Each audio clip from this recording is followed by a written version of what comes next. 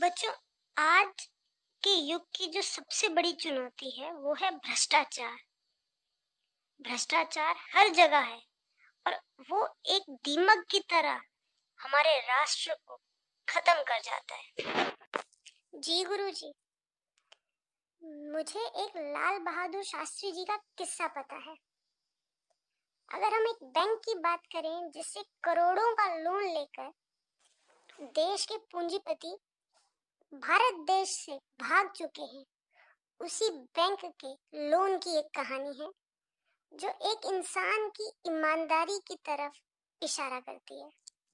एक ऐसी ईमानदारी या एक ऐसी सोच जो एक दिन में नहीं आती है, इसे बनने में पूरा जीवन लग जाता है। बिल्कुल सही कहा लकी।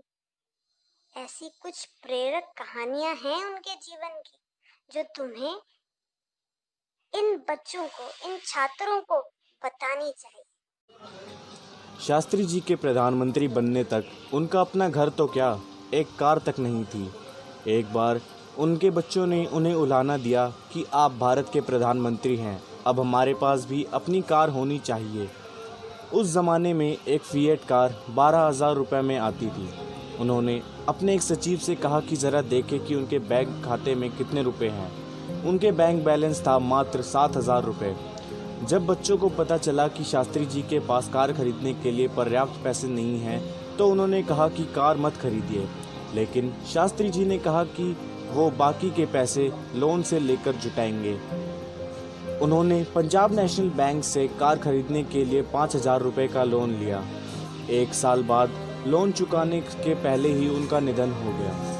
उनके बाद प्रधानमंत्री बनी इंदिरा गांधी ने सरकार की तरफ से लोन माफ़ करने की पेशकश की, लेकिन उनकी पत्नी ललिता शास्त्री ने इसे स्वीकार नहीं किया और उनकी मौत के 4 साल बाद तक अपनी पेंशन से उस लोन को चुकाया।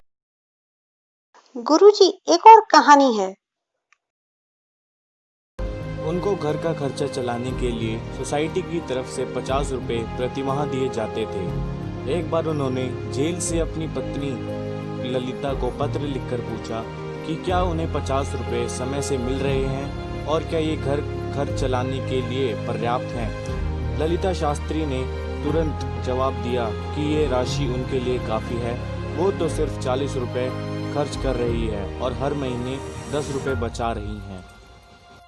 लाल बहादुर शास्त्री ने तुरंत सर्वेंट्स ऑफ इंडिया सोसाइटी को पत्र लिखकर कहा कि उनके परिवार का गुजारा 40 रुपये में हो रहा है, इसलिए उनकी अधिक सहायता घटाकर 40 रुपये कर दीजिए और बाकी 10 रुपये किसी और ज़रूरतमंद को दे दीजिए।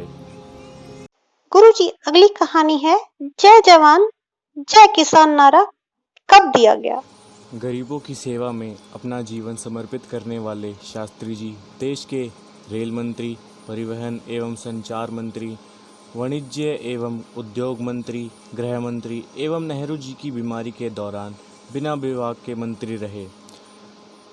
वह 1964 में देश के प्रधानमंत्री बने। लाल बहादुर शास्त्री ने जय जवान जय किसान का नारा दिया। उनके इस नारे के पीछे बड़ी ही दिलचस्प कहानी है। 1962 के भारत चीन युद्ध से देश आर्थिक रूप से कमज़ोर हो चुका था। जब शास्त्री जी ने प्रधानमंत्री बने तब देश में खाने का संकट था। उस समय देश में भयंकर सूखा था और खाने की चीज़ों का निर्यात किया जाने लगा। इसी दौरान भारत और पाकिस्तान के बीच युद्ध शुरू हुआ। भारतीय सेना ने पाकिस्तानी सेना के हमलों का ज़ोरदार जवाब दिया। भारत ने 6 सितंबर को पंजाब फ्रंट खोला और भारतीय सैनिक बरकी तक जा पहुँचे। लाहौर अब दूर नहीं था। भारतीय सेना लाहौर के हवाई अड्डे पर हमला करने की सीमा के भीतर पहुंच गई थी। घबराकर अमेरिका ने अपने नागरिकों को लाहौर से निकलने के लिए कुछ समय का युद्ध विराम की अपील की। उस समय हम अमेरिका की PL 480 स्कीम के तहत हासिल लाल गेहूं खाने को बाध्य थे। अमेरिका के राष्ट्रपति लिंडन जॉनसन ने शास्त्री जी को कहा कि अगर युद्ध नहीं रुका तो गेहूं का निर्यात बंद कर दिया जाएगा। वहीं शास्त्री जी ने कहा, बंद करना है तो कर दीजिए गेहूं देना। इसके बाद अक्टूबर 1965 में दशहरे के दिन दिल्ली के रामलीला मैदान में शास्त्री जी ने देश की जनता को संबोधित किया। उन्होंने देशवासियों से एक दिन का उपवास रखने की अपील की।